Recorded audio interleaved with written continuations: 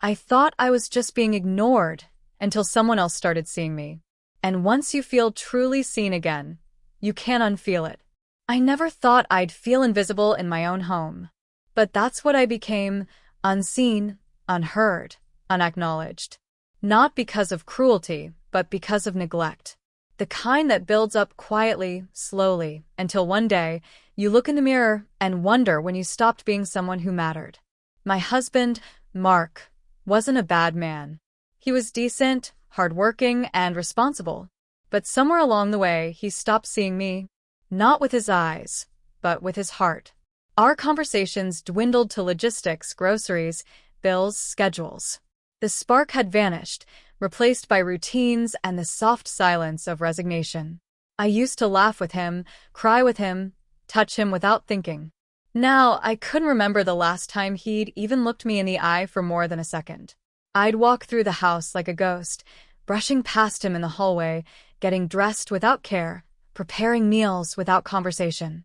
I told myself it was normal, that this is what marriage becomes after a decade. But deep down, I missed being desired.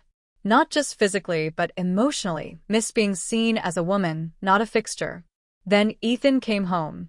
Mark's son from his first marriage, my stepson.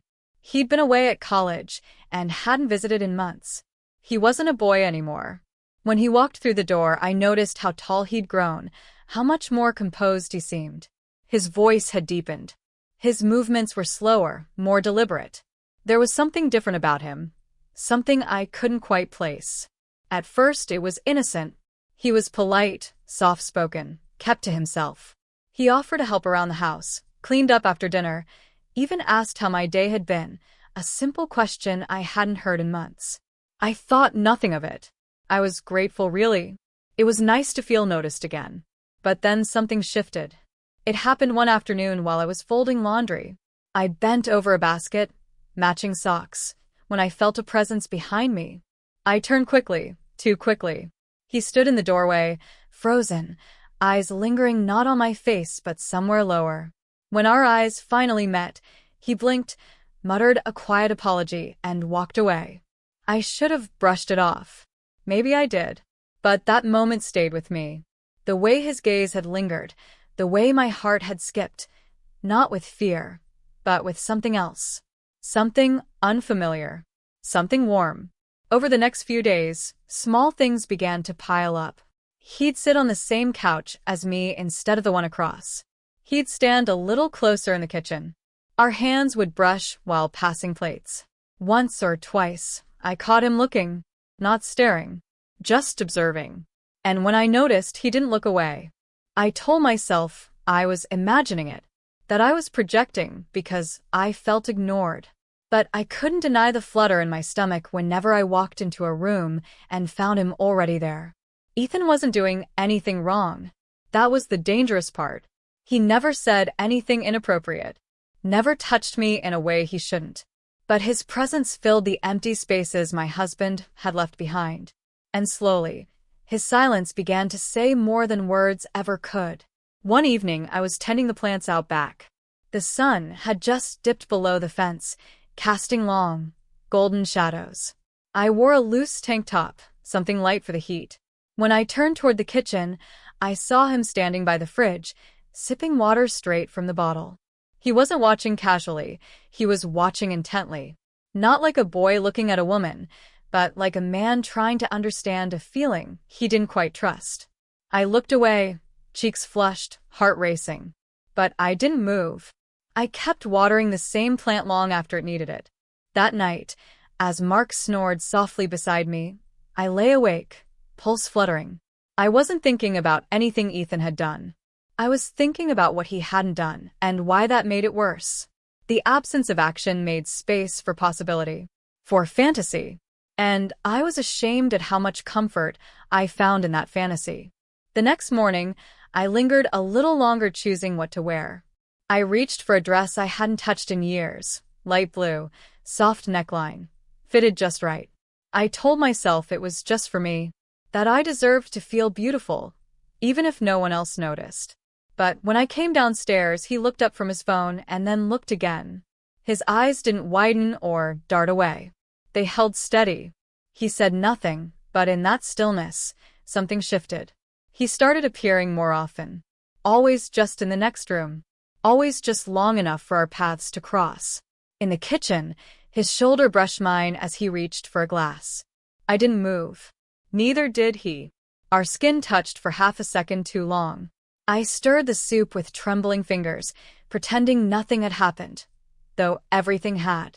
One night, he stayed up late, seated on the couch in the dark, scrolling his phone. I passed through to get water. He looked up and smiled, slow and soft. "You smell like vanilla," he said, voice low. I blinked. "What?" "You always do." "I like it." I didn't know how to respond. So I just smiled, nodded, and walked away, though every step felt heavy with something unsaid.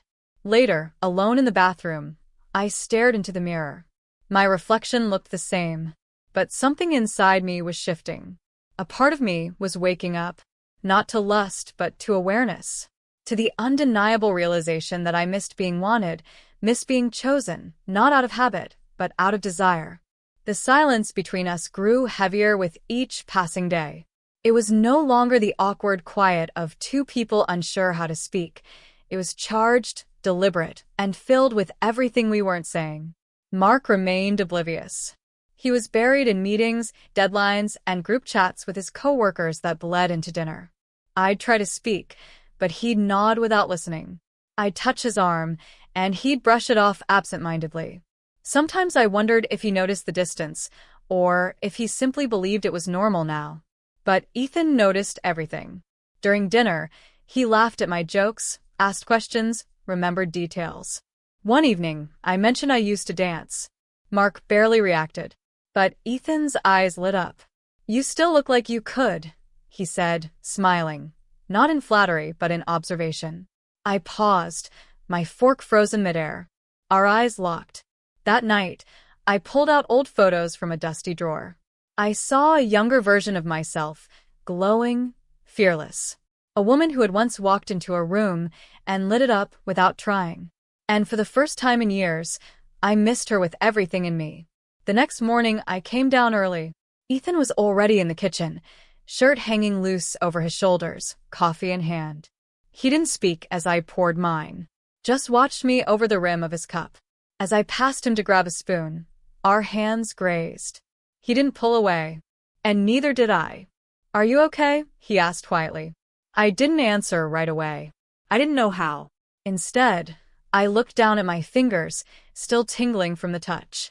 "I'm fine," I said, though I wasn't. I was unraveling. That afternoon, I found him in the laundry room. He was struggling with the settings. I leaned in to help, our arms touching from shoulder to wrist.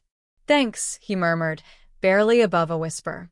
He turned his head toward mine, just slightly, his breath warm against my skin. The moment stretched, breathless. I stepped back, not out of refusal, but out of fear of what would happen if I didn't. That night, Mark asked if I wanted to watch something together. I said I was tired, but in truth, I was afraid of sitting beside him while thinking of someone else. When I passed by Ethan's room, the door was ajar. He sat on the bed, earbuds in, one arm resting behind his head. His gaze lifted when he saw me. Not startled, just aware. "I can't sleep," I admitted, barely above a whisper. He nodded once, eyes never leaving mine. "Me neither." We didn't say more. We didn't need to. The silence between us now carried weight, intention, and something dangerously close to confession. The following days were laced with tension so subtle, yet so constant, I could feel it under my skin. Like static before a storm. Ethan and I never touched again, but we didn't need to. It was in every glance, every pause in conversation, every step that brought us a little too close. He moved quieter now, like he understood how fragile the line was, and how close we were to stepping over it. One evening, Mark announced he'd be gone for 2 nights, some retreat with his team. "Will you be okay alone?" he asked, already checking his emails. I nodded. Of course. But I wasn't alone. And when Mark left, the silence in the house became something else entirely. Ethan was in the kitchen when I came down. The window was open, the air thick with the scent of rain and overripe fruit. He looked up, said nothing, but I could feel it, the weight of all the choices we hadn't made yet. I stood near him, my breath uneven. "You always notice," I whispered, not even sure what I meant. He didn't smile this time. "Do you want me to stop?" The question hung there, like a door that hadn't quite closed. And I couldn't answer. That night, I couldn't sleep. At midnight, I walked past his room. His door was open, the soft glow of a lamp casting shadows on the hallway floor. He was awake, propped on his elbows, shirtless, headphones around his neck. I paused. He looked at me. Neither of us said a word. But in that gaze, I felt everything. The ache, the temptation, the terrible truth that this, whatever this was, had already begun long before tonight. I walked away and cried in the bathroom, quietly, where no one could hear me. Not because I was ashamed, but because I no longer knew who I was trying to protect. The next morning, I packed a small bag. I told Mark when he returned that I needed time, that I was going to stay with a friend, that I wasn't okay and hadn't been for a long time. He didn't fight it. He barely looked up. That hurt more than anything. At the door, Ethan waited, not with open arms, but with understanding in his eyes. No promises. No pressure. Just presence. "Where are you going?" he asked. "To find myself," I said. "Finally." He nodded. And I walked away, not from a man or a mistake, or even from guilt. I walked away from the version of me who had settled for being invisible. And this time, I didn't look back.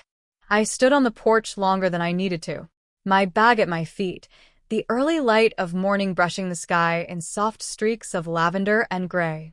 The air smelled of earth and the faint promise of rain. Inside, the house was still. Ethan hadn't followed me. He didn't need to. I knew he was watching, from the window, perhaps, or the staircase. It wasn't his responsibility to make this choice easier. That was mine. As I waited for the cab, my mind drifted, not to him, not even to Mark, but to the version of myself who once believed silence was safety. I remembered my wedding day. How my heart had beat wildly when Mark looked at me like I was his whole world.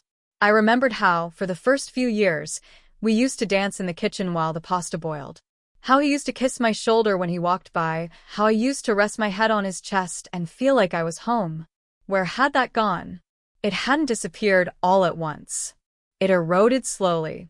Missed glances. Forgotten compliments. Nights apart even when we were in the same bed. And I'd let it happen. I'd stopped fighting for myself. Until someone looked at me and saw more. Not just desire, but presence. Attention. A mirror I hadn't looked into for years because I was afraid of what I'd see. The cab pulled up quietly. I bent down, picked up my bag, and opened the door for myself. No goodbyes. No explanations. No drama. Just movement. Just choice. I wasn't leaving for a man. I was leaving for myself. Inside the cab, the driver asked where I was headed. "I don't know yet," I replied. And for the first time in a long time, that uncertainty felt like freedom. We pulled away from the house. I didn't turn around. I didn't need to. Because I wasn't running. I was returning to the parts of me I'd buried under compromise, under politeness, under years of trying to be less so someone else could feel like more. Ethan was never the story. He was the spark. But the fire, this awakening, this courage, that belonged to me. If this story touched something in you, don't forget to hit like and subscribe to Tales of Euphoria. We have many more true, emotional stories waiting just for you. And remember, sometimes the stories we tell are the ones we need to hear the most.